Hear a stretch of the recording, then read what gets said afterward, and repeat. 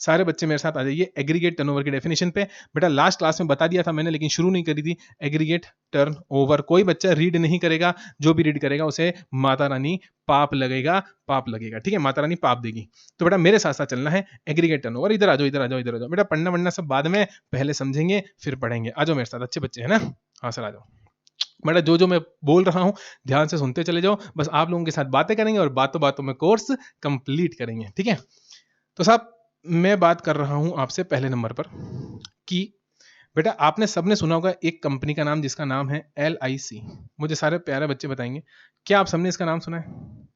हाँ सर, हमने सब ने इसका नाम सुना है।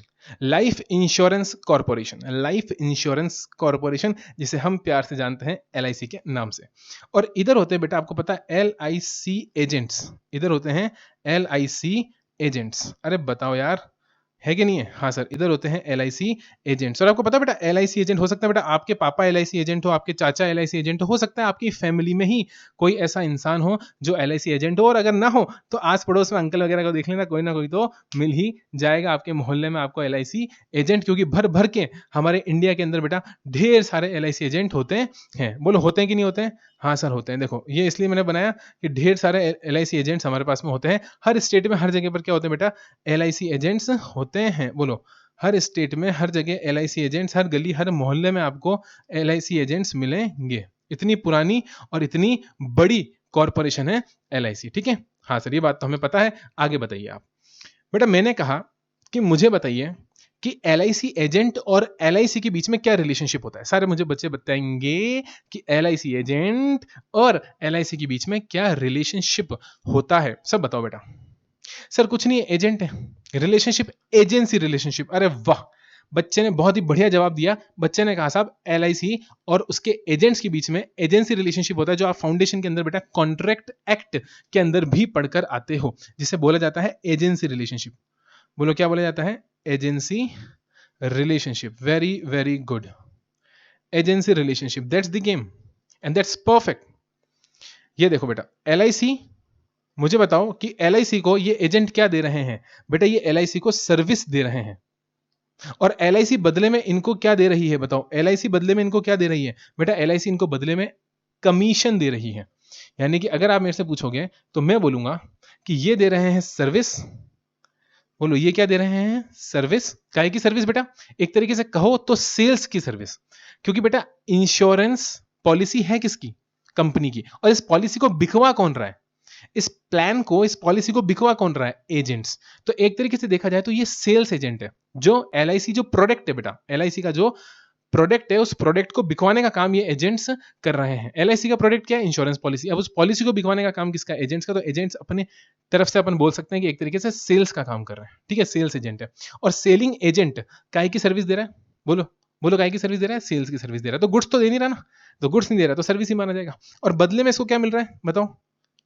बेटा बदले में इसको मिल रहा है कमीशन। बोलो बदले में इसको क्या मिल रहा है? कमीशन मिल रहा है। वेरी क्लियर, ऑल क्लियर, ठीक है। हाँ सर, अब मेरी बात को ध्यान से सुनना बेटा। इनडायरेक्ट टैक्स के अंदर याद करो, धाप धाप के, यार अब तो इतना धाप धाप के पढ़ा दिया मैंने, चैप्टर 1 से पढ़ा रहा हूं। कम से कम 4 क्लास मेरे को चैप्टर 1 में, 4 से 5 क्लास चैप्टर 1 में मेरे को लग गई आपका फंडामेंटल और आपका बेसिक तैयार करते करते। अभी मैंने आपका इतना फंडामेंटल और आपका इतना बेसिक तैयार कर दिया है कि अब अगर आपसे मैं पूछूंगा इनडायरेक्ट टैक्स का क्या मतलब होता है, तो मेरे को मेरे सारे बच्चे बता देंगे कि सर इनडायरेक्ट टैक्स का मतलब होता है जहां पर सप्लायर और रेसिपिएंट होते हैं, जहां पर रेसिपिएंट पे करता है टैक्स का अमाउंट प्राइस के साथ। ध्यान रखना, price plus GST, price plus GST पे करता है किसको? सप्लायर को। और बेटा सप्लायर उसमें से GST वाला कंपोनेंट किसको दे देता है बताओ? सर सप्लायर उसमें से GST वाला कंपोनेंट गवर्नमेंट को दे देता है। किसको दे देता है? बोलो गवर्नमेंट को। Very very clear and very very simple. ये तो अभी अपन इतना पढ़कर आ चुके हैं बेटा कि इतना तो आपको समझ में आ जाए। और मैंने इसलिए बोला था इसको इनडायरेक्ट टैक्सेशन बोलते हैं, जहां पर जेब से तो GST किसके गया? रेसिपिएंट के गया, लेकिन एक्चुअल में गवर्नमेंट को किसने दिया? सप्लायर ने दिया, रेसिपिएंट ने नहीं दिया।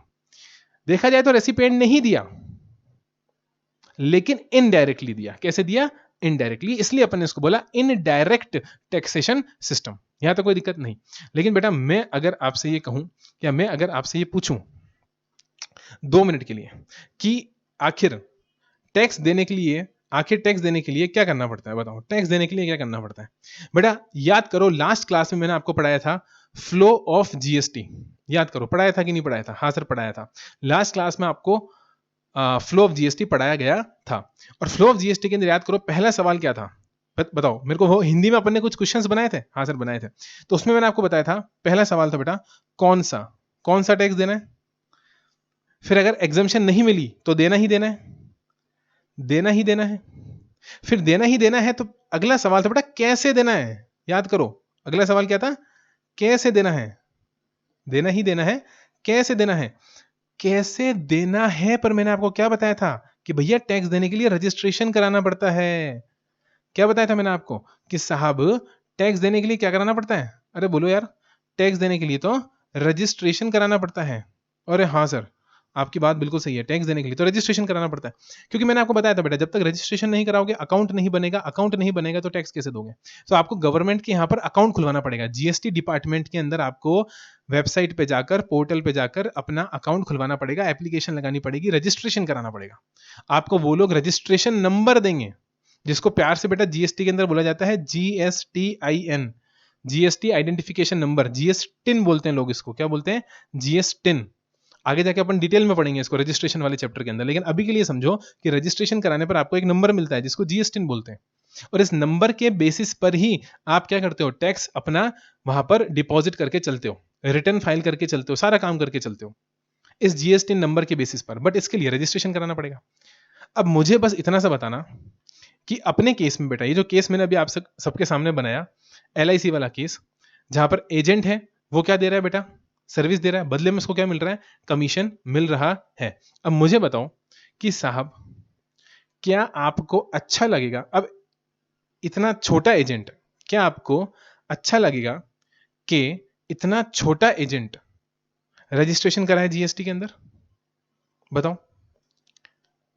और फिर वो LIC कंपनी को बोले कि साहब हमने आपको सर्विस दी, LIC को, बात तो सही है, दी है, क्या करें, तो आप हमें टैक्स दो, कमीशन के साथ हमें जीएसटी भी दो, कमीशन के साथ हमें जीएसटी भी दो, और फिर हम रजिस्ट्रेशन करवाकर गवर्नमेंट को जीएसटी पे करेंगे। बताओ अच्छा लगेगा? सोच के देखो।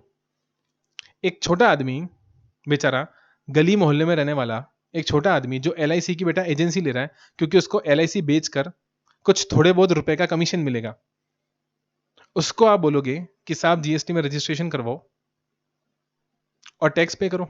मतलब वो आदमी अब अपना काम धंधा छोड़कर जीएसटी में रजिस्ट्रेशन करवाए, सीए रखे, बुक्स ऑफ अकाउंट्स मेंटेन करे, टैली खरीद के लाए, सीए को फीस दे, मंथली या क्वार्टरली रिटर्न फाइल करवाए, इतना झंझट करेगा क्या वो? आप बताओ, या उससे करवाना सही है क्या? एक LIC एजेंट से ये सारे काम करवाने आपको अच्छे लगेंगे? नहीं सर, बात तो सही है, लॉजिक तो आपका सही है कि एक छोटे आदमी से हम इतना सारा लफड़ा तो नहीं करवा सकते, क्योंकि वो तो बहुत छोटा आदमी है और सामने इतनी बड़ी कंपनी है। लेकिन बेटा अभी तो आपने बोला ना सप्लायर, अभी तो आपने बोला ना कि सप्लायर ही गवर्नमेंट को टैक्स पे करके चलता है, किससे? रेसिपिएंट से लेकर।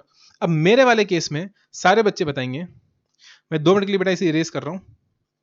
मेरे केस में अब सारे बच्चे बताएंगे कि साहब कौन है सप्लायर? बताओ बेटा, मेरे केस में इधर आ जाओ और मुझे बताओ कौन है supplier, who is the supplier?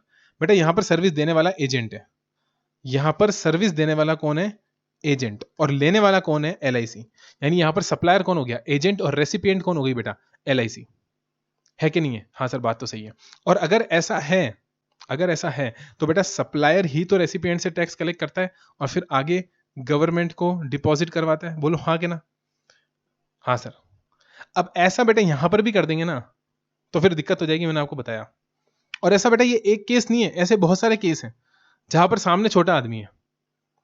बेटा मैं एक म्यूजिक कंपोजर हूं, मैं एक छोटा सा आदमी हूं जिसको म्यूजिक कंपोज करना आता है। मैं धुन बनाता हूं। क्या बनाता हूं? धुन। कि भाई इस धुन का मेलोडी, क्या बोलते हैं इंग्लिश में, क्या बोलते हैं? मेलोडी। मैं मेलोडी बनाता हूं, ठीक है। अब मैंने मेलोडी बनाई और मैं लेकर गया इसको एक बड़ी म्यूजिक कंपनी के पास, जैसे जी म्यूजिक कंपनी है, जैसे टी सीरीज है। मैं उनके पास लेके गया कि साहब मैं एक छोटा इंडिपेंडेंट आर्टिस्ट, मैं कौन हूं? Independent artist. और मैंने साहब एक ट्यून बनाई है, एक मेलोडी बनाई है, एक गाना बनाया, और ये गाना मैं चाहता हूं कि आप लोग आगे अपनी मूवीज वगैरह के अंदर, फिल्म्स वगैरह के अंदर इसे यूज करें। बोलो तो मैंने क्या करा बेटा, मैंने उनको क्या दे दी, सर्विस, गाना बनाने की सर्विस, ठीक है। अब मैं हो गया सप्लायर और वो म्यूजिक कंपनी क्या हो गई, रेसिपिएंट। अब इतनी बड़ी म्यूजिक कंपनी बेटा, जिनका मैं कह रहा हूं बिलियंस का टर्नओवर है, करोड़, करोड़ भी नहीं, करोड़ से भी ऊपर बिलियंस का टर्नओवर है, जो बिलियंस में टर्नओवर कर रही है, एक छोटा सा इंडिपेंडेंट आर्टिस्ट अब क्या जीएसटी में रजिस्ट्रेशन कराएगा? क्योंकि उसने सर्विस दी है साहब, उसने सर्विस दी है, उसको जीएसटी में रजिस्ट्रेशन कराना पड़ेगा, सीए रखना पड़ेगा, सीए को फीस देनी पड़ेगी, रिटर्न्स फाइल करने पड़ेंगे, इतना झंझट करना पड़ेगा। ये अच्छी बात है क्या यार? पूछता है भारत, क्या ये अच्छी बात है? मेरे प्यारे भाइयों बहनों, ये जाति हो रही है हमारे साथ, छोटे आदमी को परेशान किया जा रहा है। बोले अच्छी बात है? नहीं साहब, ये अच्छी बात नहीं है। और ये बात आपको, मुझे नहीं बेटा, गवर्नमेंट को भी पता है। ये बात गवर्नमेंट भी समझती है कि ये अच्छी बात नहीं है। और इसीलिए मेरे दोस्तों, गवर्नमेंट ने क्या करा, गवर्नमेंट एक कॉन्सेप्ट लेकर आई, जिस कॉन्सेप्ट का नाम गवर्नमेंट ने रखा, बता दूं? जी हाँ दोस्तों, बेसब्री से जिसका था आपको इंतजार, आ गई है वो घड़ी, आ रहा है आपके सामने उस कॉन्सेप्ट का नाम, जिसे हम पिछले 15 मिनट से डिस्कस कर रहे हैं, reverse, REVERSE,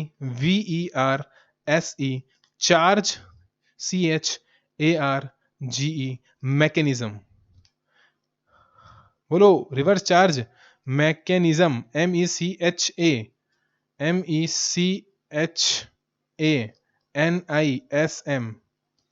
reverse charge mechanism. तो बेटा रिवर्स चार्ज मैकेनिज्म जिसका था आपको बेसब्री से इंतजार, यही है वो concept. Sir reverse charge mechanism समझ में नहीं आया, ढंग से समझाइए। बेटा मुझे बताओ, इनडायरेक्ट टैक्स के अंदर नॉर्मल चार्ज क्या मतलब क्या होता है? Indirect tax, IDT, indirect tax के अंदर नॉर्मल चार्ज का क्या मतलब होता है? मेरे को सारे बच्चे बताएंगे। बेटा नॉर्मल चार्ज का मतलब IDT के अंदर होता है सप्लायर। नॉर्मल चार्ज का मतलब होता है सप्लायर। क्यों? क्योंकि बेटा सप्लायर को ही तो चार्ज करना है। चार्ज किसको करना है? सप्लायर को। तो नॉर्मल चार्ज का क्या मतलब है? रेसिपिएंट किसको देगा? सप्लायर को। और सप्लायर किसको देगा? गवर्नमेंट को। बोलो हाँ के ना? हाँ, इसको बोलते हैं नॉर्मल चार्ज। अगर मैं इनडायरेक्ट टैक्स की बात करूंगा तो ये नॉर्मल बात है, ये बात नॉर्मल बात है, इस बात में कोई नई बात नहीं है। लेकिन अब मैंने बोला बेटा रिवर्स चार्ज। अब मैंने क्या बोल दिया? मैंने बोल दिया साहब रिवर्स चार्ज। क्या बोल दिया? Reverse charge. रिवर्स चार्ज का क्या मतलब हो गया? बेटा रिवर्स चार्ज का मतलब हो गया कि चार्ज उठाकर सप्लायर से रेसिपिएंट पे डाल दिया, इस सप्लायर से चार्ज उठाकर उधर बेटा रेसिपिएंट पे डाल दिया। देखो अब ये चार्ज इस पे डाल दिया, रेसिपिएंट पे, रिवर्स कर दिया और बोला कि भैया तू खुद अब गवर्नमेंट को टैक्स जमा करा दे, क्योंकि तू बड़ा आदमी है, क्योंकि तू बड़ा आदमी है। Reverse charge mechanism. जी हां दोस्तों, इस बार बोल दिया LIC कंपनी को, इस बार बोल दिया LIC कंपनी को, इस बार बोल दिया उस म्यूजिक कंपनी को कि साहब हम LIC एजेंट को या एक छोटे मोटे इंडिपेंडेंट आर्टिस्ट को परेशान नहीं करेंगे। हम आपको बोल रहे हैं क्योंकि आप ऑलरेडी बड़े हो, आप ऑलरेडी रजिस्टर्ड हो यार। सोचो LIC कंपनी तो रजिस्टर्ड होगी बेटा, कहां आपका टर्नओवर लिमिट 20 लाख की लगेगी वहां पर। याद करो मैंने आपको बताया था चैप्टर 1 डिस्कस करते वक्त कि रजिस्ट्रेशन के लिए 20 लाख की लिमिट होती है।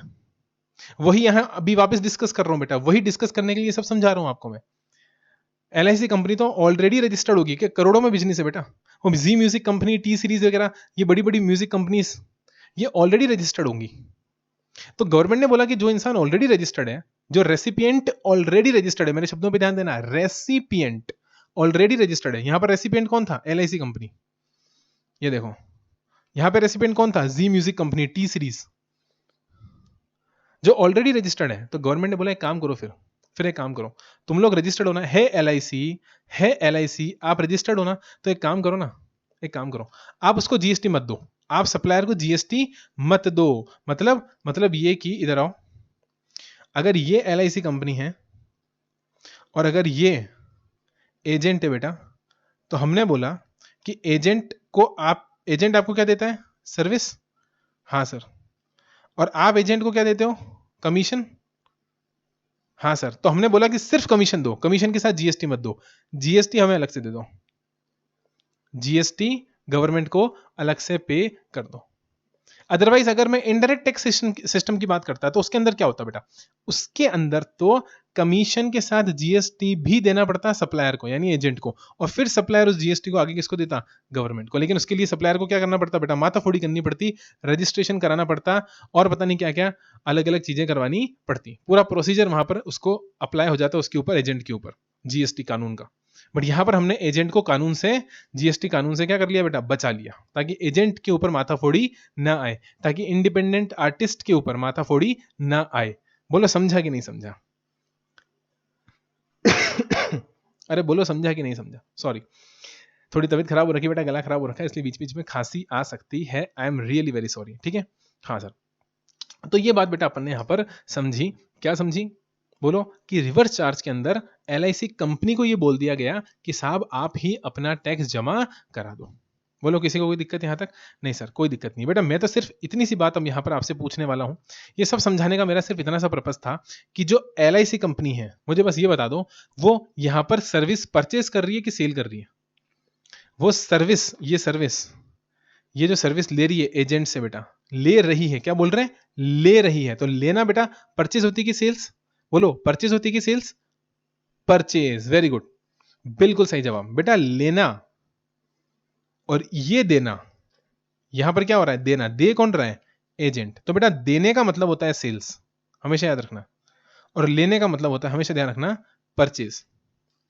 हमेशा ध्यान रखना परचेज। मुझे बताओ बेटा यहां पर एंट्री क्या डलेगी, यहां पर एंट्री क्या डलेगी बेटा? आप सब अकाउंट्स के उस्ताद हो, उस्ताद, you are experts of accounts. आप थोड़े ही टाइम में चार्टर्ड अकाउंटेंट या कॉस्ट एंड मैनेजमेंट अकाउंटेंट बनने वाले हो।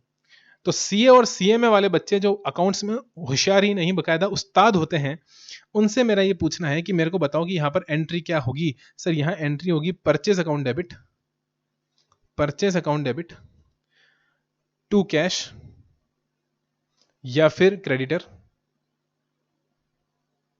या फिर एक चीज और, टू, बोलो एक चीज और क्या बेटा, to output liability, to output GST liability. बोलो हाँ के ना? हाँ सर। क्यों? क्योंकि बेटा इस बार एलआईसी कंपनी के परचेज पर लाइबिलिटी आ गई।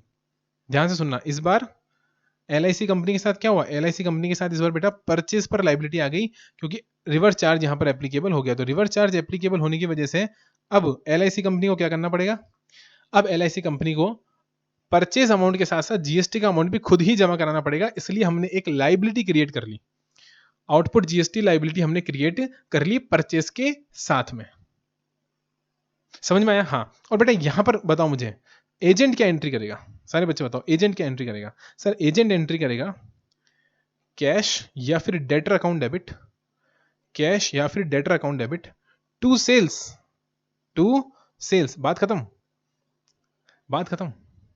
क्योंकि बेटा अब उसके ऊपर जीएसटी की लाइबिलिटी है ही नहीं, अब उसके ऊपर मेरे मालिक जीएसटी की लाइबिलिटी है ही नहीं, he is free from GST. बोलो हाँ के ना?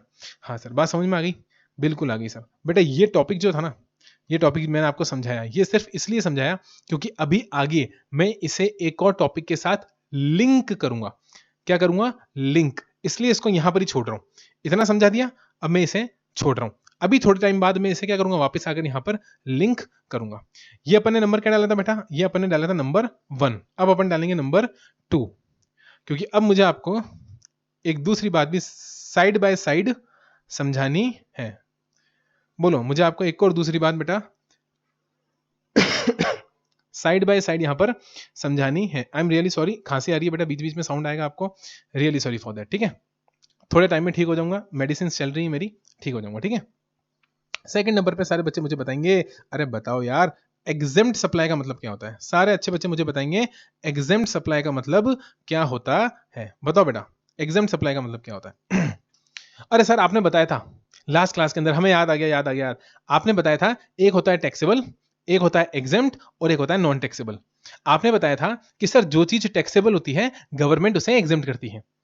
और सर आपने ये भी बताया था कि एक चीज होती है जिसे बोलते हैं नॉन टैक्सेबल। सर आपने बोला था नॉन टैक्सेबल वो चीज होती है जिस पे टैक्स लगता ही नहीं है। अरे वाह, वेरी वेरी गुड, मेरे सारे बच्चे बहुत अच्छे बच्चे हैं, और बिल्कुल सही बेटा आप लोगों ने बताया कि एग्जेम्प्ट सप्लाई वो होती है बेटा जो पहले टैक्सेबल होती है और फिर गवर्नमेंट उसे एग्जेम्प्ट करती है। अब बेटा आपको पता है गवर्नमेंट के एग्जेम्प्ट करने के कितने तरीके हैं? बेटा गवर्नमेंट 2 तरीकों से एग्जेम्प्ट करता है, गवर्नमेंट कितने तरीकों से एग्जेम्प्ट करता है बेटा? 2 तरीकों से गवर्नमेंट एग्जेम्प्ट करता है बेटा। मैं एक यहां पर और निकाल रहा हूं एरो, लेकिन ये एरो क्यों निकाल रहा हूं बाद में बताऊंगा, ठीक है? अभी मैंने क्या बोला कि सिर्फ 2 तरीके हैं बेटा जिनसे गवर्नमेंट किसी भी गुड्स को या सर्विस को एग्जेम्प्ट कर सकता है। पहला तरीका है निल रेटेड। पहला तरीका क्या है बेटा? निल रेटेड। सर निल रेटेड का क्या मतलब होता है बेटा? निल रेटेड का मतलब होता है कि उस पर्टिकुलर गुड्स या उस पर्टिकुलर सर्विस पर टैक्स का रेट क्या कर देना? 0%। सोच के देखो, किसी भी चीज को 0 से मल्टीप्लाई करोगे तो क्या आएगा? 0। यानी अगर मैंने बोला कि साहब मैंने 100 रुपए का माल बेचा, अब आप कहोगे साहब 100 रुपए पे जीएसटी निकालो, मैंने कहा निकाल लो, रेट है 0%, तो जीएसटी कितना हो गया? 0 हो गया। एग्जेम्प्ट। एग्जेम्प्ट एक तरीके से तो एग्जेम्प्ट ही हो गया ना बेटा, जमा नहीं कराना। 0 जमा कराओ या ना कराओ, बात तो एक ही है। तो क्या कर दिया? एग्जेम्प्ट करने का क्या तरीका हो गया कि या तो उसका रेट ही क्या कर दो, या तो उसका रेट ही 0 कर दो, और या फिर बेटा दूसरा तरीका बताता हूं, या फिर आप बेटा एग्जेम्पशन नोटिफिकेशन लाकर, क्या लाकर? Exemption notification. एग्जेम्पशन नोटिफिकेशन लाकर भी, एग्जेम्पशन नोटिफिकेशन लाकर भी किसी गुड्स या किसी सर्विस को एग्जेम्प्ट कर सकते हो। सर एग्जेम्पशन नोटिफिकेशन का क्या मतलब होता है बेटा? एग्जेम्पशन नोटिफिकेशन का मतलब होता है कि आपने एक पर्टिकुलर ऑर्डर निकाल दिया, आप ऐसे समझ लो, वेबसाइट के ऊपर एक ऑर्डर डाल दिया। गवर्नमेंट ने क्या करा? गवर्नमेंट ने अपनी वेबसाइट के ऊपर बेटा एक ऑर्डर डाल दिया कि आज की तारीख से, या उस ऑर्डर में जो भी तारीख बता रखी है उस तारीख से इस पर्टिकुलर गुड्स और इस पर्टिकुलर सर्विस के ऊपर टैक्स नहीं लिया जाएगा। साफ साफ मना कर दिया कि हम इस गुड्स और इस सर्विस को एग्जेम्प्ट कर रहे हैं, ऐसा उस नोटिफिकेशन में लिखा और अपनी वेबसाइट पे डाल दिया। ये 2 तरीके होते हैं जिन 2 तरीकों के थ्रू गवर्नमेंट किसी भी गुड्स या किसी भी सर्विस को बोलो क्या करती है? एग्जेम्प्ट करती है। या तो निल रेटेड यानी 0 कर देगी उसका रेट, या फिर एग्जेम्पशन नोटिफिकेशन लाकर उसे माफ कर देगी। बोलो कोई दिक्कत यहां पर? नहीं सर कोई दिक्कत नहीं है, हमें बात समझ में आ गई कि एग्जेम्प्ट करने के 2 तरीके, एक निल रेटेड और दूसरा एग्जेम्पशन नोटिफिकेशन। बोलो यहां तक कोई दिक्कत नहीं? सर आगे चलें? हाँ सर आगे चलो। अब बेटा मैं आपके साथ डिस्कस करूंगा तीसरा कॉन्सेप्ट। अब मैं आपके साथ क्या डिस्कस करूंगा? बोलो। अब मैं आपके साथ डिस्कस करूंगा तीसरा कॉन्सेप्ट। अब सारे बच्चे मेरे को एक बात हो, पॉइंट नंबर 3 के अंदर, कि साहब गवर्नमेंट को, कि साहब गवर्नमेंट को, सारे बच्चे मेरे को सोच के बताओ बेटा, आराम से, आपको कुछ नहीं करना, सोचना है साहब, मैं तो सोचने के लिए बोल रहा हूँ केवल, याद तो कुछ करना ही नहीं, याद तो मैं करवा दूंगा बेटा। आप तो मुझे बस ये बताओ कि बेटा गवर्नमेंट को टैक्स चाहिए कि टैक्स नहीं चाहिए? बताओ। गवर्नमेंट को, गवर्नमेंट की इंटेंशन पूछ रहा हूँ बेटा मैं तो, गवर्नमेंट की इंटेंशन पूछ रहा हूँ साहब कि गवर्नमेंट को टैक्स चाहिए या गवर्नमेंट को टैक्स नहीं चाहिए। I am just asking for something to be known as the intention of the government. I am asking for the intention of the government. अरे बोलो गवर्नमेंट की इंटेंशन क्या है बेटा? गवर्नमेंट टैक्स चाहता है कि गवर्नमेंट टैक्स नहीं चाहता है? बताओ। गवर्नमेंट चाहता है कि टैक्स ही टैक्स आए। बच्चा बिल्कुल सही कह रहा है साहब, गवर्नमेंट तो चाहती है इतना टैक्स आए, इतना टैक्स आए कि मजा आ जाए। आप खुद सोचना, आप क्या चाहो बेटा? अगर आपको कोई पैसा देगा तो आप क्या चाहोगे? कि वो पैसा आने से रुक जाए या आता रहे और बढ़ बढ़कर आए, पैसे की बारिश हो, टैक्स की बारिश हो, क्या चाहोगे आप? बताओ। आप, गवर्नमेंट भी यही चाहती है कि टैक्स की क्या होनी चाहिए? बारिश होनी चाहिए। मौसम की बारिश नहीं, टैक्स की बारिश। क्या बोला मैंने? टैक्स की बारिश। गवर्नमेंट भी यही चाहती है बेटा कि टैक्स की वर्षा हो, बहुत सारा टैक्स हमें रिसीव हो। तो बेटा गवर्नमेंट का इंटेंशन यही है और हर इंसान का इंटेंशन यही होगा कि बेटा पैसा रुकना नहीं चाहिए, पैसा उल्टे और बढ़ना चाहिए। तो गवर्नमेंट भी यही चाहती है कि टैक्स बढ़ता चला जाए, ज्यादा से ज्यादा टैक्स कलेक्शन हो बेटा। More tax collection. क्या बोला मैंने? More tax collection. अब मुझे एक बात बताओ बेटा कि टैक्स कलेक्शन बढ़ाना पड़ेगा, ज्यादा टैक्स आए, ऐसा क्या करें कि ज्यादा टैक्स आए? आप बताओ। उसके लिए पहले आपको ये बात समझनी पड़ेगी कि बेटा टैक्स आता कैसे है। आपको क्या समझना पड़ेगा कि टैक्स आता कैसे है। बेटा टैक्स लाने के लिए, टैक्स लाने के लिए, अच्छा मुझे टैक्स लाने के लिए भी छोड़ो, मुझे बताओ टैक्स देता कौन है? सारी बात छोड़ो। मैंने कहा साहब गवर्नमेंट को टैक्स चाहिए, गवर्नमेंट को ढेर सारा टैक्स चाहिए। हाँ सर हमें ढेर सारा टैक्स चाहिए। गवर्नमेंट का इंटेंशन हमेशा ये रहेगा कि टैक्स आता रहे, आता रहे, आता रहे, टैक्स की बारिश हो। मैंने सॉरी, मैंने पूछा कि साहब टैक्स देता कौन है? मुझे बस ये बता दो टैक्स देता कौन है। मैंने आपसे बिल्कुल सिंपल शब्दों में एक बात पूछ ली साहब, टैक्स देता कौन है? In very simple words. Tax देता है रजिस्टर्ड पर्सन बेटा। टैक्स देता है कौन? टैक्स देता है registered person. Sir registered person किसे बोलते हैं? सर रजिस्टर्ड पर्सन का मतलब क्या होता है बेटा? डेफिनेशन आएगी अभी, अभी डेफिनेशन पढ़ने वाले हैं अपन रजिस्टर्ड पर्सन की इसी चैप्टर के अंदर। मैं बताता हूं आपको इन शॉर्ट, पहले बता देता हूं एडवांस में अभी। इन शॉर्ट रजिस्टर्ड पर्सन किसको बोलते हैं बेटा? रजिस्टर्ड पर्सन उसको बोलते हैं बेटा जिसने रजिस्ट्रेशन करवा लिया। मैं आपको ऑलरेडी समझा चुका हूं, टैक्स देने के लिए रजिस्ट्रेशन करवाना पड़ता है, और रजिस्ट्रेशन करते ही आप क्या बन जाते हो? रजिस्ट्रेशन करते ही बेटा आप बन जाते हो रजिस्टर्ड पर्सन। अरे बोलो क्या बन जाते हो? Registered person. ठीक है, फिर आपको टैक्स देना पड़ेगा। बात तो सही है सर, बात समझ में आ गई। आपने समझाया भी था कि कैसे देना है, रजिस्ट्रेशन करा के देना है, तो बात तो सही है आपकी। अब मेरी बात को ध्यान से सुनो। गवर्नमेंट को चाहिए ज्यादा से ज्यादा टैक्स। अब बेटा अगर गवर्नमेंट को ज्यादा से ज्यादा टैक्स चाहिए तो गवर्नमेंट क्या चाहेगी कि ज्यादा से ज्यादा रजिस्टर्ड पर्सन होने चाहिए, क्योंकि रजिस्टर्ड पर्सन ही होंगे तभी टैक्स मिलेगा, क्योंकि रजिस्टर्ड पर्सन ही टैक्स देता है। तो इसका मतलब सबको रजिस्टर्ड पर्सन में कन्वर्ट कर दो, सबको जोर जबरदस्ती करवा के रजिस्ट्रेशन करवा दो। तो जैसे ही रजिस्ट्रेशन होगा टैक्स आना चालू हो जाएगा। तो गवर्नमेंट क्या चाहेगी कि जितने भी बिजनेस करने वाले लोग हैं, जितने भी सप्लायर हैं, सप्लायर मतलब जो सप्लाई करता है। अब यार सप्लायर का मतलब तो पता है, ऐसे मत करो यार मेरे साथ यार तुम। अभी ऐसे मत करना, कोई बच्चा ये मत बोलना सप्लायर क्या होता है यार, थोड़ी बहुत नॉर्मल इंग्लिश तो यूज कर सकता हूं मैं। हालांकि सप्लायर क्या होता है ये भी डिफाइंड है, ये भी अपन डेफिनेशन में अभी पढ़ेंगे। सर सप्लायर क्या होता है ये भी बता रखा है, बिल्कुल ये भी बता रखा है, ये भी पढ़ाऊंगा कि सप्लायर क्या होता है। लेकिन अभी के लिए तो समझो ना कॉमन सेंस यार, सप्लायर जो दे रहा है, देने वाला सप्लायर और लेने वाला रेसिपिएंट। अभी के लिए तो बस इतना समझ लो, बाद में डेफिनेशन आएगी डिटेल में पढ़ेंगे। ठीक है, अभी मैंने क्या समझाया बताओ? कि देने वाला सप्लायर और लेने वाला रेसिपिएंट। बोले यहां तो कोई दिक्कत नहीं? सर यहां तो कोई दिक्कत नहीं। तो गवर्नमेंट क्या चाहेगी कि सारे के सारे सप्लायर्स को क्या बना दिया जाए? सारे के सारे सप्लायर्स को रजिस्टर्ड पर्सन बना दिया जाए, यानी सबसे रजिस्ट्रेशन करवा दिया जाए। बोलो हाँ कि ना? हाँ सर बात बिल्कुल सही है। मैंने बोला साहब, मेरी बात को ध्यान से सुनना, मैंने बोला कि साहब रजिस्ट्रेशन अगर आप सबसे करवा दोगे, मैंने बोला कि रजिस्ट्रेशन अगर आप सबसे करवा दोगे तो क्या यह सही होगा? मेरा सवाल है। अरे भाइयों बहनों, पूछता है भारत, पूछता है सारा भारत। एक चाय वाला, अरे छोटी सी दूध की डेयरी वाला, अरे भाइयों बहनों पान वाला, एक छोटे से पान की बॉडी लगा के एक बंदा बैठा है कोने में कहीं दूर, छोटा सा आदमी है वो। अरे 1 लाख 2 लाख रुपए से ज्यादा नहीं कमाता वो। आप उसे रजिस्ट्रेशन करवाओगे? अरे बेचारा छोटे छोटे कपों में चाय बांटने वाला आदमी, चाय वाला, उस चाय वाले से आप रजिस्ट्रेशन करवाओगे? पूछता है भारत। अरे दूध वाली डेयरी, एक छोटी सी डेयरी, आपके घर के, आपकी सोसाइटी, आपकी कॉलोनी के बाहर जाके देखो बेटा, सरस दूध की एक छोटी सी डेयरी लगी हुई होगी, अमूल दूध की डेयरी लगी हुई होगी। उस दूध वाले से, उस छोटे से आदमी से जो चाय बिस्किट बेचता है, आप उससे जीएसटी में रजिस्ट्रेशन करवाओगे? आप उससे टैक्स लोगे? अरे शर्म आनी चाहिए। वो सीए रखेगा, वो रिटर्न फाइल, अरे वो चाय बेचेगा कि रिटर्न फाइल करेगा? आप उसे रिटर्न फाइल करवाओगे? बताओ शर्म नहीं आ रही आपको? मतलब टैक्स के लिए आप कुछ भी करोगे, टैक्स के लिए आप हर आदमी से रजिस्ट्रेशन करवा दोगे? अरे पूछता है भारत, क्या ये बात सही है? ये बात गलत है बेटा, और गवर्नमेंट भी ये बात जानती है, इसलिए गवर्नमेंट को अपने दिल पर पत्थर रखकर रखना पड़ेगा साहब, पत्थर रखना पड़ेगा। गवर्नमेंट ने कहा यार क्या करें, टैक्स तो सबसे चाहिए, लेकिन ज्यादती भी तो नहीं कर सकते, ज्यादती नहीं कर सकते बेटा। मैं बताता हूं आपको क्यों, चलो इसके पीछे का भी लॉजिक देता हूं, थोड़ा इन डिटेल उतरते हैं अपन। बेटा ध्यान रखना, कोई भी टैक्सेशन स्टैट्यूट हो, क्या बोला मैंने? कोई भी टैक्सिंग स्टैट्यूट, क्या बोला?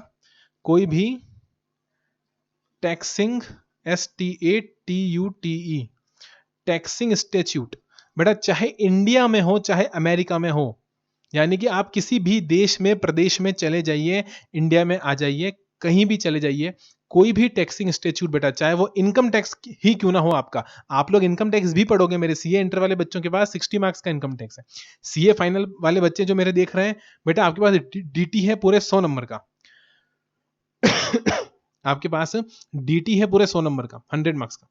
आप चाहे वो देख लो, चाहे आपका आईडीटी इनकम टैक्स देख लो, कोई भी टैक्सिंग स्टैट्यूट बेटा मतलब कि टैक्स लगाने वाला कानून, कोई भी टैक्स लगाने वाला कानून हमेशा बेटा 3 प्रिंसिपल्स पर बेस्ड होता है। कितने प्रिंसिपल्स पर? 3 प्रिंसिपल्स पर बेटा, 3 नियमों का पालन करके ही उस टैक्सिंग स्टैट्यूट को बनाया जाता है। ये बात मैं थोड़ा सा बेटा ऑफ बीट होकर समझा रहा हूं आपको। ये बात मैं आपको थोड़ा सा ऑफ बीट होकर समझा रहा हूं। ऑफ बीट का मतलब यह है कि इसका अभी यहां पर कोई खास रेलिवेंस नहीं है आपके कोर्स या सिलेबस के अंदर, but research point of view से, एनालिसिस पॉइंट ऑफ व्यू से मैं आपको ये चीज समझा रहा हूं, ताकि अगर कहीं बोलने की जरूरत पड़े मेरे बच्चे को, अगर मेरा बच्चा कहीं प्रेजेंटेशन दे रहा हो, सेमिनार दे रहा हो, तो वो बोल सके, उसके पास में नॉलेज हो और वो बता सके कि कोई भी टैक्सिंग इंस्टीट्यूट 3 फंडामेंटल प्रिंसिपल्स के ऊपर बेस्ड होता है बेटा। 3 फंडामेंटल प्रिंसिपल्स के ऊपर क्या होता है? बेस्ड होता है बेटा। और ये fundamental principles through out the world follow किए जाते हैं बेटा, सिर्फ इंडिया में नहीं, पूरे विश्व में इनको फॉलो किया जाता है। बताओ सर, ये 3 फंडामेंटल प्रिंसिपल्स कौन से हैं? ये 3 फंडामेंटल प्रिंसिपल्स कौन से हैं बेटा? ये हैं आपके NSE, नेशनल स्टॉक एक्सचेंज, है ना? मेरे को पता था मेरे को पता था कि साले सबके सब सटोरिये बैठे हैं मेरी क्लास में, सब सट्टा लगाते हैं साहब। नेशनल स्टॉक एक्सचेंज, इन्हें NSE दिखते इनको नेशनल स्टॉक एक्सचेंज ही समझ में आना है साहब। अरे यहां पर NSE का मतलब नेशनल स्टॉक एक्सचेंज नहीं है मेरे सट्टे बाजार वालों, शेयर मार्केट नहीं चल रहा साहब, टैक्स की क्लास चल रही है बेटा। यहां पर NSE का मतलब है N for neutrality, N for neutrality, S for simplicity और E फॉर बेटा इक्विटी। इक्विटी यानी इक्वेलिटी, इक्विटी मतलब इक्वेलिटी, इक्वल होना चाहिए बेटा। 3 फंडामेंटल प्रिंसिपल्स पर बेस्ड होता है। अब आप खुद बताओ, न्यूट्रलिटी मतलब सबके लिए न्यूट्रल होना चाहिए बेटा, चाहे अमीर आदमी हो चाहे गरीब आदमी हो, न्यूट्रल होना जरूरी है। तो मुकेश अंबानी भी उतना ही टैक्स देगा और आपके पास गरीब आदमी भी उतना ही टैक्स देगा, क्योंकि टैक्स लगाया किस पे जा रहा है बेटा? कंजम्पशन पे, कंजम्पशन पे लगाया जा रहा है। इनकम टैक्स में ऐसा नहीं है बेटा, इनकम टैक्स में ऐसा नहीं है, क्योंकि इनकम टैक्स इनकम पे लगाया जा रहा है। तो वहां पर इक्विटी के कॉन्सेप्ट को फॉलो करा जाएगा, वहां पर इक्वल टैक्स लगाया जाएगा। जिसकी कम इनकम है उस पर कम टैक्स और जिस पे ज्यादा इनकम है उस पर ज्यादा टैक्स। वहां पर इक्विटी फॉलो होता है, यहां पर हम न्यूट्रलिटी फॉलो कर रहे हैं। सिंप्लिसिटी, सबसे इंपॉर्टेंट क्या है बेटा? सिंप्लिसिटी, सिंपल होना चाहिए, कंफ्यूजिंग नहीं होना चाहिए। लेकिन बेटा ये इनकम टैक्स में देखने को कम ही मिलता है ये वाला प्रिंसिपल। इनकम टैक्स जब आया था बेटा नया नया 1961 के अंदर, बहुत सिंपल था वो, लेकिन उसके बाद गवर्नमेंट्स अपने फायदे के लिए जैसे जैसे चेंज हुई, वैसे वैसे हर गवर्नमेंट अपने हिसाब से उसके अंदर सेक्शन घुसेड़ती चली गई, घुसेड़ती चली गई, घुसेड़ती चली गई। इतने सेक्शन भर दिए साहब, ABCDEFGH की साहब पूरी खिचड़ी बना के रख दी, इनकम टैक्स एक्ट की खिचड़ी बना के रख दी। और अब वही होता हुआ मुझे इधर GST में भी नजर आ रहा है, क्योंकि यहां पर भी बेटा अपने हिसाब से लॉ मेकर बदलते जाते हैं, और लॉ मेकर बदलता है तो वो अपने हिसाब से प्रोविजन नए लेकर आ जाता है। जैसे QRMP स्कीम, अब ये QRMP स्कीम का क्या कॉन्सेप्ट है बताओ? क्या जरूरत थी इस QRMP स्कीम की, मैं पूछता हूं। चलो ठीक है, छोड़ो, अभी QRMP स्कीम पर नहीं आते बेटा। क्या होता है QRMP वगैरह सब छोड़ो, 2 मिनट के लिए भूल जाओ कि मैंने ऐसा कुछ बोला, क्योंकि अभी आपको पता नहीं है, आप बिल्कुल नए नए बच्चे हो, अपन अपन जो है वो सेकंड चैप्टर पे ही हैं। धीरे धीरे जब आगे जाएंगे तो आपको समझ में आएगा। लेकिन मुझे ऐसा लग रहा है कि कहीं ना कहीं अब इस एक्ट की भी इन्होंने खिचड़ी बनानी शुरू कर दी है। अब वो सिंप्लिसिटी खत्म होती नजर आ रही है, लेकिन मेरे होते हुए बेटा मैं बिल्कुल भी टफ नहीं होने दूंगा, चाहे ये लोग कितना भी टफ कर दें गवर्नमेंट वाले। मैं आपके लिए हमेशा GST को SIMPLE सिंपल ही बना के रखूंगा, कभी आप लोगों के लिए टफ नहीं होने दूंगा, ये मेरा वादा है। मेरे नोट्स, मेरे डायग्राम्स, मेरे एग्जाम्पल्स और मेरे कॉन्सेप्ट्स में इतने स्ट्रॉन्ग करके दूंगा आपको कि कैसा भी कॉन्सेप्ट आ जाए, कोई सा भी अमेंडमेंट आ जाए, हम समझ लेंगे और याद भी कर लेंगे। तो मैंने बोला साहब कि क्योंकि हमें न्यूट्रलिटी, सिंप्लिसिटी और इक्विटी को फॉलो करना है, इसलिए हम बेटा हर आदमी से रजिस्ट्रेशन नहीं करवा सकते, क्योंकि इक्वलिटी का कॉन्सेप्ट बोलता है कि आपको इक्वल रहना पड़ेगा। अब इक्वल का क्या मतलब बेटा? एक बात हो, मुकेश अंबानी 150 लाख करोड़ का ग्रुप और कहां एक छोटा सा पान वाला, चाय वाला, क्या इक्वलिटी है? आप बताओ, क्या इक्वलिटी है? जिसका टर्नओवर कहां तो 2 लाख और कहां 150 लाख करोड़, क्या इक्वलिटी है? नहीं है सर, बिल्कुल भी इक्वलिटी नहीं है। तो बताओ, क्या दोनों से रजिस्ट्रेशन करवाना सही होगा? नहीं सर, सही नहीं होगा, क्योंकि इक्वलिटी का कॉन्सेप्ट वहां पर पिट जाएगा। इसलिए मेरे दोस्त गवर्नमेंट भी ये बात जानती है, आप भी जानते हो, मैं भी जानता हूं। गवर्नमेंट ने क्या करा बेटा, गवर्नमेंट ने एक लिमिट डिसाइड कर दी। गवर्नमेंट ने क्या करा, गवर्नमेंट ने एक लिमिट डिसाइड कर दी। गवर्नमेंट ने बोला साहब कि हम एक लिमिट लगा रहे हैं, और लिमिट लगा रहे हैं, बोलो कितने की, 20 लैक्स की। कितने की, 20 लैक्स की लिमिट लगा रहे हैं। मैंने पूछा साहब क्या 20 लैक्स, क्या 20 लाख, क्या 20 लाख, ये तो बताओ किस चीज की बात कर रहे हो, कौन सी लिमिट, क्या की लिमिट। तो गवर्नमेंट ने बेटा एक डेफिनेशन ड्राफ्ट करी। गवर्नमेंट ने क्या करी, एक डेफिनेशन। और वो डेफिनेशन गवर्नमेंट ने दी किसकी, पता है आप लोगों को बेटा, वो डेफिनेशन गवर्नमेंट ने दी एग्रीगेट टर्नओवर की। एग्रीगेट टर्नओवर, अरे बोलो, वो डेफिनेशन गवर्नमेंट ने किसकी दी सॉरी, वो गवर्नमेंट ने डेफिनेशन दी एग्रीगेट टर्नओवर की। सर एग्रीगेट और फिर टर्नओवर का मतलब क्या होता है बेटा। एग्रीगेट का नॉर्मल अगर मैं तुमसे मतलब पूछूं तो उसका मतलब क्या होता है, टोटल। एग्रीगेट का नॉर्मल मतलब क्या होता है, टोटल। और टर्नओवर का मतलब बेटा, आप 11th क्लास से पढ़ते आ रहे हो, आपने अकाउंट्स धाप धाप के पढ़ी है, मेरे से ज्यादा अकाउंट्स आपने पढ़ी होगी no doubt. Total sales, total sales, अरे बोलो भाई, टोटल सेल्स। तो एग्रीगेट टर्नओवर का नॉर्मल मतलब क्या बताया बेटा मैंने, टोटल सेल्स। आम भाषा के अंदर अगर बात करें तो एग्रीगेट टर्नओवर का मतलब है टोटल सेल्स। ओके सर, अब मेरी बात को ध्यान से सुनना, और वो ये बात है कि मैंने कहा साहब सेल्स की एंट्री क्या होती है। मैंने पूछा कि सारे बच्चे मुझे बताओ what is the entry of sales. Sir cash account debit या फिर debtor account debit, cash account debit या फिर debtor account debit to sales, to sales. बोलो कोई दिक्कत नहीं सर, कोई दिक्कत की बात नहीं है बेटा। मैंने बोला कि ये सेल्स जो है, ये सेल्स जो है, ये सेल्स किसकी हो सकती है, बताओ मुझे, पूछता है भारत, ये सेल्स किसकी हो सकती है। बेटा ये सेल्स एक प्रोडक्ट एक्स की हो सकती है जो कि टैक्सेबल प्रोडक्ट है। बेटा ये सेल्स एक प्रोडक्ट वाई की हो सकती है जो कि एग्जेम्प्ट प्रोडक्ट है। और बेटा ये सेल्स एक प्रोडक्ट जेड की भी हो सकती है जो कि नॉन टैक्सेबल है। जो कि क्या है बोलो, जो कि नॉन टैक्सेबल है। अरे बोलो समझा कि नहीं समझा, समझा सर, बिल्कुल समझा। ये सेल्स किसकी हो सकती है बताओ मुझे। ये सेल्स बेटा प्रोडक्ट एक्स, प्रोडक्ट वाई और प्रोडक्ट जेड, टैक्सेबल की, एग्जेम्प्ट की और नॉन टैक्सेबल की भी हो सकती है। बोलो कोई दिक्कत नहीं सॉरी, ये इन तीनों की हो सकती है। कोई दिक्कत किसी को यहां पर बेटा, मैं 1 मिनट के लिए एग्जांपल ले लेता हूं कि यहां पर ये लो 1 लाख की ये सेल्स हुई है, प्रोडक्ट एक्स 1 लाख रुपीज का सोल्ड हुआ है, प्रोडक्ट वाई भी 1 लाख रुपीज का सोल्ड हुआ है, और प्रोडक्ट जेड भी कितने का सोल्ड हुआ है बेटा, 1 लाख रुपीज का सोल्ड हुआ है। ठीक है, तीनों प्रोडक्ट की मैंने आपको अलग अलग बेटा यहां पर सेल्स बता दी कि 1 लाख की आपके टैक्सेबल की सेल्स है, 1 लाख की आपकी एग्जाम्प्ट की सेल्स है, और 1 लाख की आपकी नॉन टैक्सेबल की सेल्स है। बोलो कोई दिक्कत नहीं सर, यहां पर कोई दिक्कत की बात नहीं है। मैं पूछता हूं, मुझे बताओ साहब कि टोटल सेल्स, मुझे बताओ साहब टोटल सेल्स आप कितनी काउंट करोगे।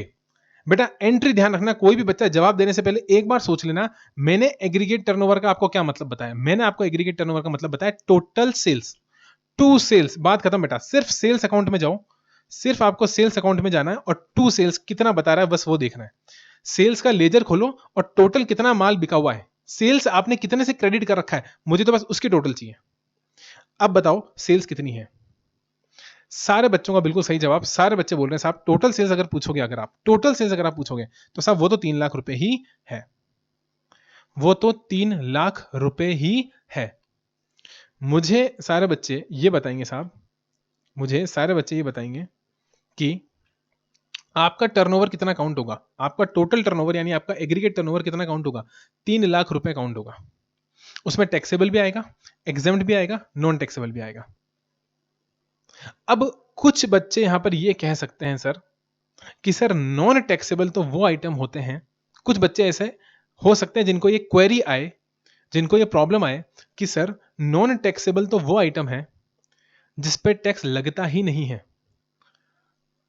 जिस पे टैक्स लगता ही नहीं है। और अगर कोई भी ऐसा आइटम है जिस पे टैक्स लगता ही नहीं है, सर उसको टर्नओवर का पार्ट क्यों बनाएंगे? क्योंकि वो तो जीएसटी में आता ही नहीं है, वो तो जीएसटी की डेफिनेशन से ही बाहर है।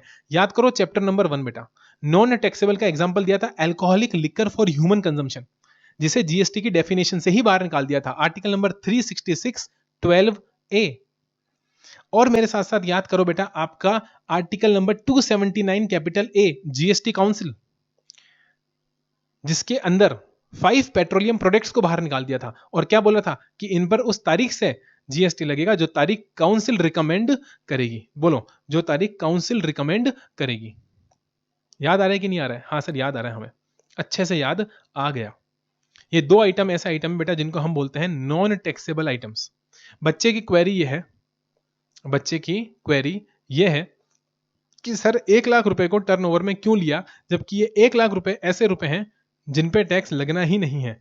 तो मैं पूछता हूं कि साहब मुझे एक बात बताओ, टैक्स लगने का स्टेप क्या होता है बेटा? स्टेप बताओ। स्टेप 1, टैक्स लगेगा कब? स्टेप 1 बेटा, सबसे पहले आपको टैक्स लगाने के लिए या टैक्स देने के लिए क्या कराना पड़ेगा बताओ? रजिस्ट्रेशन कराना पड़ेगा। बिना रजिस्ट्रेशन का बेटा इनपुट एंट्री गेट ही रजिस्ट्रेशन है। जब तक रजिस्ट्रेशन नहीं तब तक टैक्स नहीं। तो गवर्नमेंट ये वेल नॉन है, गवर्नमेंट ये बहुत अच्छे से जानती है कि भाई साहब अगर मुझे टैक्स लेना है तो मुझे सामने वाले बंदे से रजिस्ट्रेशन करवाना पड़ेगा। बेटा रजिस्ट्रेशन होने के बाद, क्या बोला मैंने? रजिस्ट्रेशन होने के बाद टैक्स देने की बात आती है। रजिस्ट्रेशन होने के बाद टैक्स देने की बात आती है। मुझे इतना सा बता दो, मुझे बस इतना सा बता दो मेरे प्यारे दोस्तों कि जो रजिस्ट्रेशन है और जो टैक्स है, इसका बेसिस क्या है? मुझे बताओ, टैक्स किस पे दोगे आप? बेटा टैक्स दोगे आप टैक्सेबल पर। टैक्स दोगे आप किस पर? टैक्सेबल पर। और बेटा टैक्सेबल कितना था? 1 लाख रुपीज, अगर आपको याद हो तो। टैक्सेबल था 1 लाख रुपीज। हाँ सर बात तो सही है, टैक्सेबल तो 1 लाख रुपीज ही था। ठीक है, ये देखो बेटा, टैक्सेबल तो 1 लाख रुपीज ही था। हाँ सर। और बेटा ये 1 लाख रुपीज के ऊपर आप टैक्स कब दोगे? दोगे तो बाद में, लेकिन कब दोगे बेटा? जब आप रजिस्ट्रेशन करवा चुके होंगे। ये देखो बेटा, ये स्टेप नंबर 1 था और टैक्स देना जो है वो स्टेप नंबर 2 है। यानी पहले रजिस्ट्रेशन तो करवा लो। जब तक रजिस्ट्रेशन नहीं तब तक इस 1 लाख को टैक्सेबल होने के बावजूद भी टैक्स देने की जरूरत नहीं है। यानी जो पान वाला अंकल जी हैं भैया, वो पान वाले अंकल जी अगर 10 लाख का माल बेचते हैं तो उन्हें टैक्स देने की जरूरत नहीं है, भले 10 लाख के माल पर टैक्स लगता हो।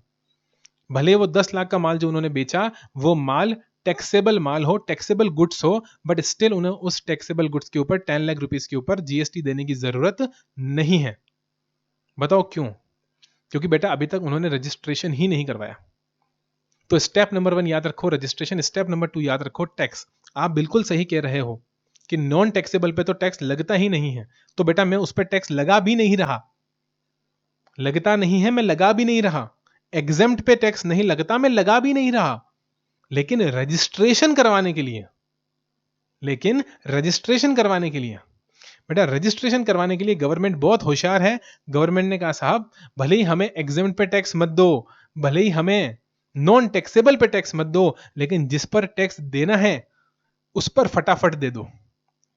जिस पर टैक्स देना है उस पर फटाफट, देखो मेरे वर्ड्स पे ध्यान देना, फटाफट दे दो। और फटाफट कब होगा? जब वो लिमिट फटाफट खत्म हो जाएगी, 20 लाख की लिमिट। आपकी 20 लाख की लिमिट जितनी जल्दी पूरी होगी, आपका टर्नओवर जितनी जल्दी 20 लाख को क्रॉस करेगा, उतनी जल्दी ही गवर्नमेंट को इस 1 लाख पे टैक्स मिलेगा। मेरे शब्दों पे ध्यान देना, जितनी जल्दी आपका टर्नओवर 20 लाख को क्रॉस करेगा, उतनी जल्दी इस 1 लाख पर आपको टैक्स मिलेगा गवर्नमेंट को। यानी साहब अगर मैं कहूं कि मैंने एग्जेम्प्ट सप्लाई, अगर मैं कहूं कि मैंने एग्जेम्प्ट सप्लाई, दिख रहा है? हाँ सर दिख रहा है। मैंने कर दी साहब एग्जेम्प्ट सप्लाई 18 लाख की, और मैंने कर दी साहब नॉन टैक्सेबल सप्लाई 1 लाख की। सॉरी, इसको 2 लाख कर लो आप। मैंने कर the non taxable supply 2 lakh की, और बेटा मैंने कर दी टैक्सेबल सप्लाई 1 लाख की। मैंने कर दी टैक्सेबल सप्लाई कितने की? 1 लाख की। मुझे सारे बच्चे बताओ अच्छे से और आराम से सोचकर, क्या बोला मैंने? एग्जेम्प्ट सप्लाई 18 लाख की, नॉन टैक्सेबल सप्लाई 2 लाख की और टैक्सेबल सप्लाई बेटा 1 लाख की मैंने कर दी। मेरा टर्नओवर कितना हो गया बताओ? 18, 19, 20, 21, 21 लैक्स। हाँ सर बेटा, जैसे ही आपका टर्नओवर 20 लैक्स को क्रॉस करेगा, जैसे ही आपका एग्रीगेट टर्नओवर 20 लैक्स को क्रॉस करेगा, मेरे मालिक आपको रजिस्ट्रेशन कराना पड़ेगा। और जैसे ही रजिस्ट्रेशन करवाओगे बेटा, वैसे ही सिर्फ इस 1 लाख पर, जैसे ही रजिस्ट्रेशन कराओगे वैसे ही सिर्फ इस 1 लाख पर आपको टैक्स देना पड़ेगा। बाकी 18 लाख पे नहीं देना, वो एग्जेम्प्ट है। इस 2 लाख पे भी नहीं देना, ये नॉन टैक्सेबल है। ये समझने की कोशिश करो, आपकी क्वेरी अपने आप खत्म हो जाएगी। आपको एक क्वेरी आएगी ही नहीं कि आखिर क्यों रजिस्ट्रेशन के अंदर तीनों को लिया। बेटा टैक्सेबल को भी लिया, एग्जेम्प्ट को भी लिया और नॉन टैक्सेबल को भी लिया। यहां पर गवर्नमेंट होशियार है बेटा, यहां पर गवर्नमेंट ने तीनों को ले लिया, क्योंकि गवर्नमेंट को टर्नओवर पूरा करवाना है। टैक्स नहीं चाहिए साहब 20 लाख के ऊपर, टैक्स तो हमें 1 लाख के ऊपर ही चाहिए केवल।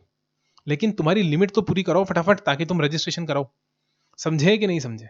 हाँ सर, अब समझ में आ गई बात कि गवर्नमेंट को रजिस्ट्रेशन फटाफट करवाना है, इसलिए गवर्नमेंट चाहती है कि आपकी 20 लैक्स की लिमिट फटाफट से एब्जॉर्ब हो जाए, खत्म हो जाए।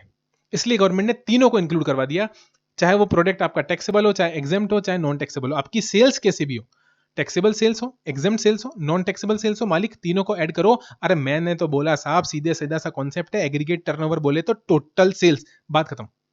कुछ और देखना ही नहीं है। वर्ड्स पे ध्यान देना, सेल्स, सेल बोला मैंने, परचेज नहीं बोला, मैंने बोला cell, total sale.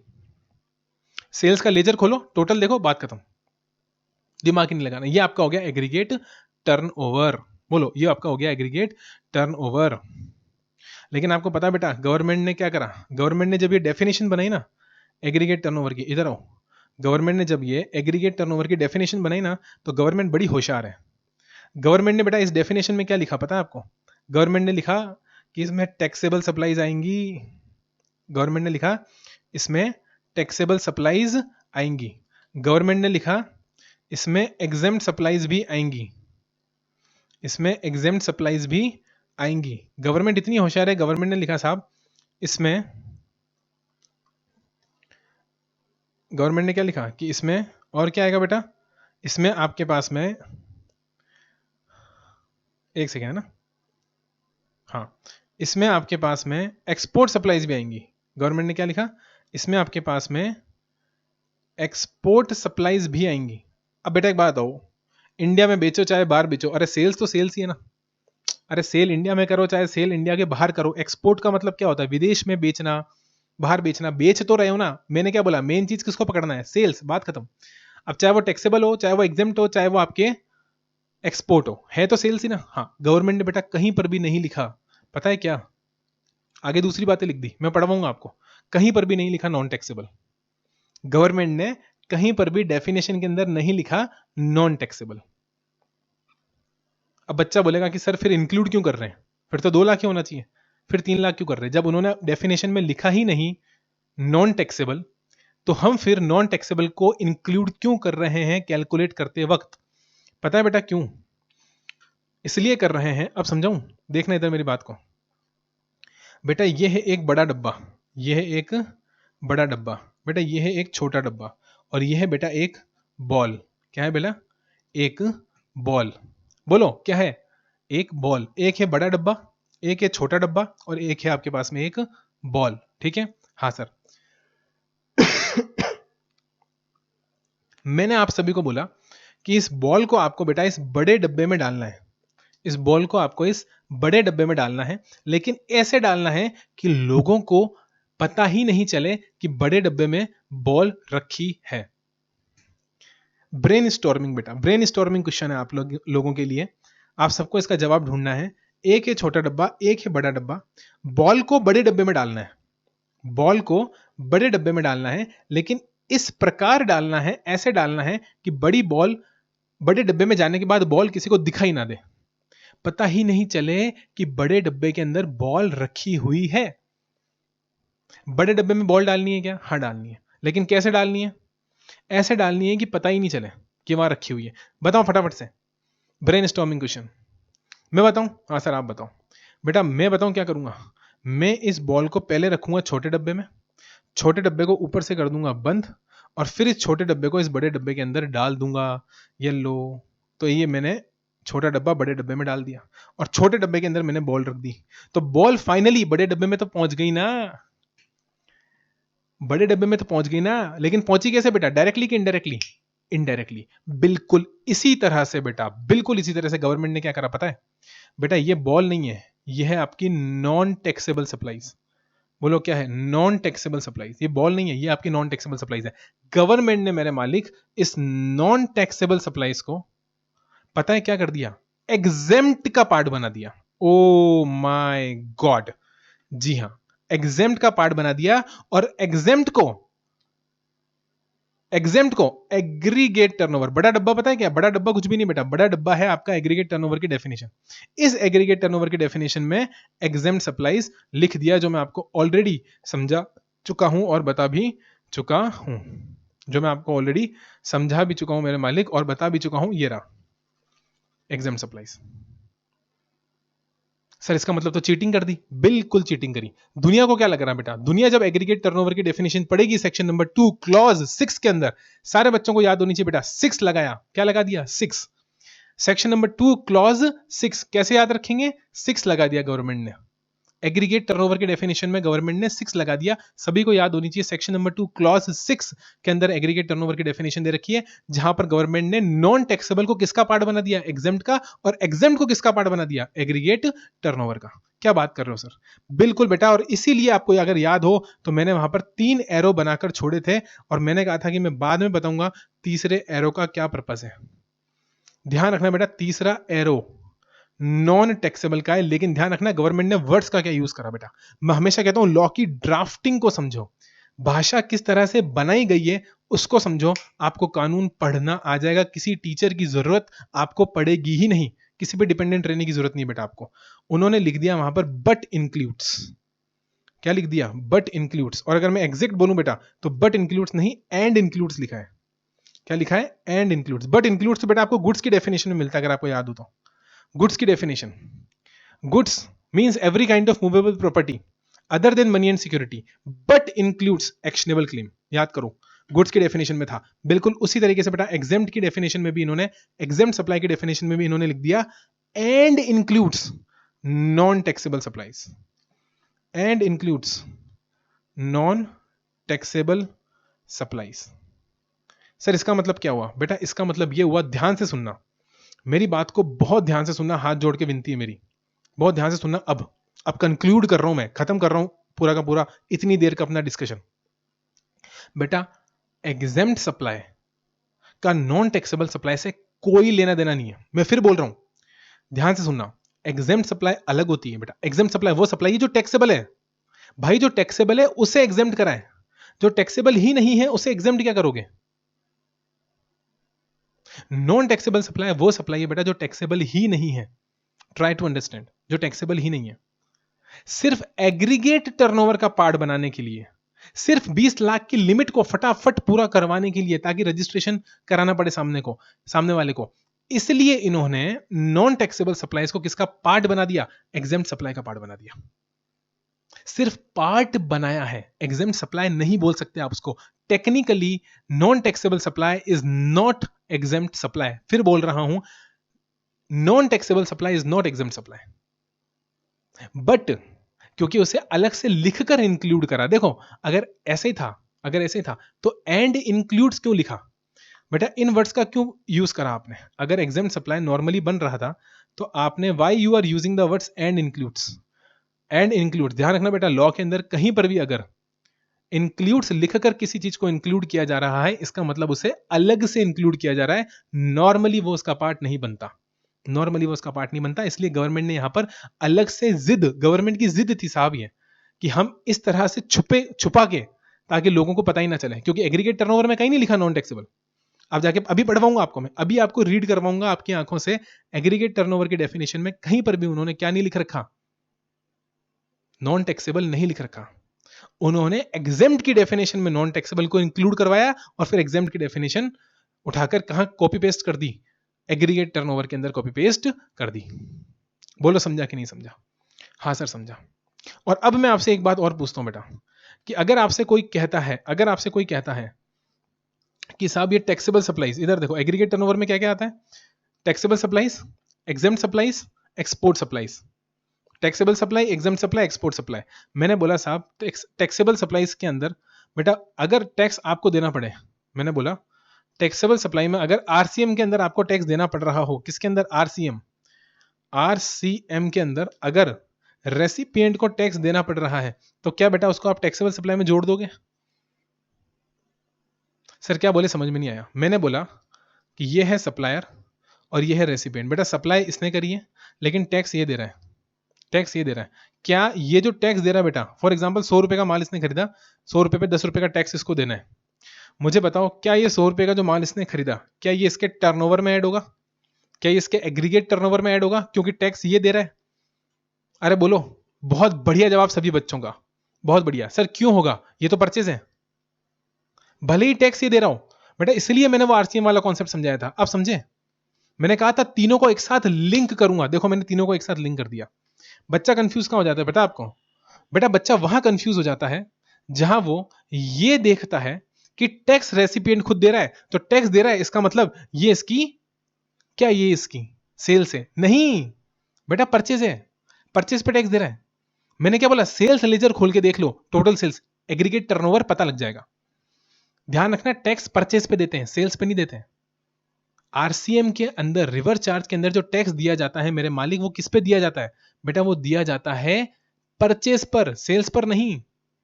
Recipient LIC company ने क्या खरीदी थी एजेंट से? सर्विस ली थी, परचेज थी। याद आया? हाँ सर याद आया। तो हमेशा ध्यान रखना कि taxable supplies, exempt supplies, export supply, बोल ही क्या रहे हैं, सप्लाई, लेने की तो बात ही नहीं हो रही साहब। तो कोई भी अगर आरसीएम वाली परचेज है उसे इसके अंदर इंक्लूड नहीं किया जाएगा। अब बिना टाइम वेस्ट करे सारे बच्चे मेरे फटाफट से डेफिनेशन पाएंगे और मेरे साथ साथ इस डेफिनेशन को रीड करेंगे, मेरे साथ साथ इस डेफिनेशन को रीड करेंगे। Aggregate turnover means the aggregate value of all taxable supplies, all taxable supplies excluding the value of inward supply, भाई purchase, on which tax is payable by the person on reverse charge basis. अरे भाई अगर उस person को reverse charge के अंदर inward supply पे tax देना है वो उसका पार्ट नहीं बनेगा, एक्सक्लूडिंग। बच्चा कंफ्यूज ना हो, डेफिनेशन में ही उन्होंने लिख कर दे दिया कि कंफ्यूज मत होना। इनवर्ड सप्लाई, बेटा इनवर्ड सप्लाई की बात ही नहीं कर रहा मैं, परचेज की बात ही नहीं कर रहा। परचेज कभी भी एग्रीगेट टर्नओवर का पार्ट नहीं बनेगी, मार्क माय वर्ड्स, याद कर लो इस चीज को। इनवर्ड सप्लाई बोले तो परचेज, आउटवर्ड सप्लाई बोले तो सेल्स। हाँ जी साहब, मैं कहां पे था, मैं यहां पे था।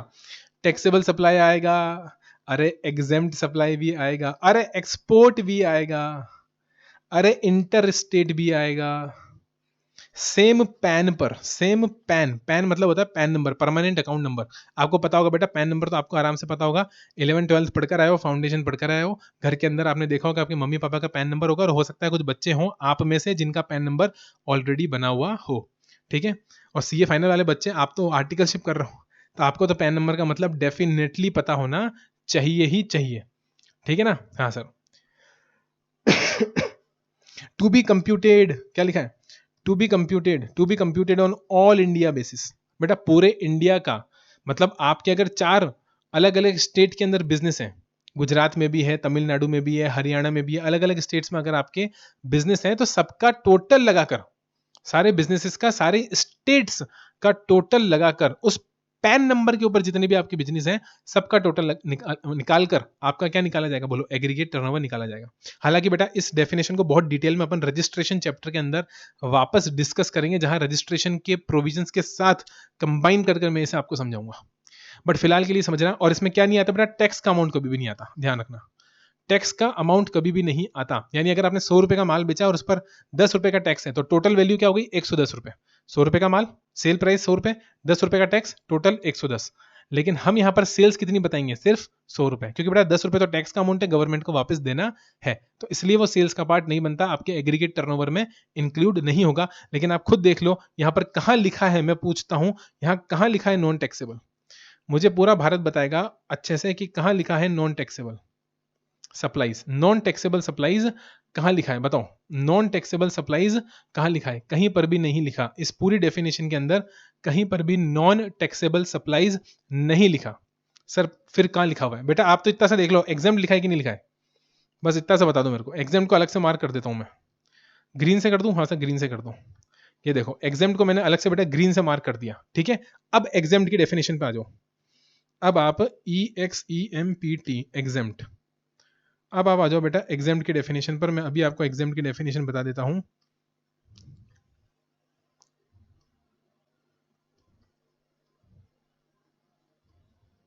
आ जाओ, ये लो, ये आ गया, ये आ गई बेटा आपके पास में एग्जाम्ट की डेफिनेशन।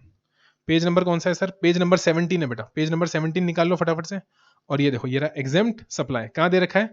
247 सेक्शन नंबर 2 क्लॉज 47 में किसकी डेफिनेशन दे रखी है? एग्जाम्ट सप्लाई की डेफिनेशन दे रखी है। सारे बच्चे मेरे साथ रीड करेंगे इसको कि एग्जाम्ट सप्लाई में क्या आता है और एग्जाम्ट सप्लाई में क्या नहीं आता है। सारे बच्चे रीड करेंगे। मींस सप्लाई ऑफ गुड्स और सर्विसेज और both which attracts nil rate of tax, nil rated, और which may be wholly exempt from tax under section 11 और section 6, यानी कि एग्जाम्शन नोटिफिकेशन। सेक्शन 11 और सेक्शन 6 में बेटा नोटिफिकेशन लाने की पावर है गवर्नमेंट के पास में। इसको बोलते हैं होली एग्जेम्प्ट, मतलब कि एग्जाम्शन नोटिफिकेशन। तो देखो मैंने बताया था ना, एक तो नील रेटेड, एक एग्जाम्शन नोटिफिकेशन। हाँ, और देखो बोल्ड करके लिखा हुआ है बेटा, मैंने बोल्ड करके लिखा हुआ है आप लोगों के लिए, बोल्ड करके लिखा हुआ है and non taxable supply. And includes बोला था ना, एंड इंक्लूड्स अलग से इंक्लूड करा बेटा, अलग से इंक्लूड करा, इंक्लूड करा। चाहते तो और करके लिख सकते थे ना, चाहते तो और करके लिख सकते थे ना, लेकिन और करके नहीं लिखा, एंड इंक्लूड्स करके लिखा कि and includes non taxable supply. देख लो बेटा चीटिंग आप लोगों के सामने नजर आ रही होगी कि किस प्रकार से इन्होंने नॉन टैक्सेबल को एग्रीगेट टर्नओवर का पार्ट बना दिया। बोलो हाँ कि ना? हाँ सर, नॉन टैक्सेबल में आपको ऑलरेडी बता नॉन टैक्सेबल में आपको ऑलरेडी बता चुका हूं। इसी के साथ बेटा 1 घंटा यहाँ पर पूरा होता है। लेंगे एक छोटा सा वाटर ब्रेक। आप भी पानी पीजिए, मैं भी पानी पीता हूँ, गले में थोड़ी सी प्रॉब्लम है, ठीक है। मिलते हैं छोटे से ब्रेक के बाद। जहां तक पढ़ाया है एक बार रिवाइज कर लेना, मजा आ जाएगा, ठीक है। हाँ सर।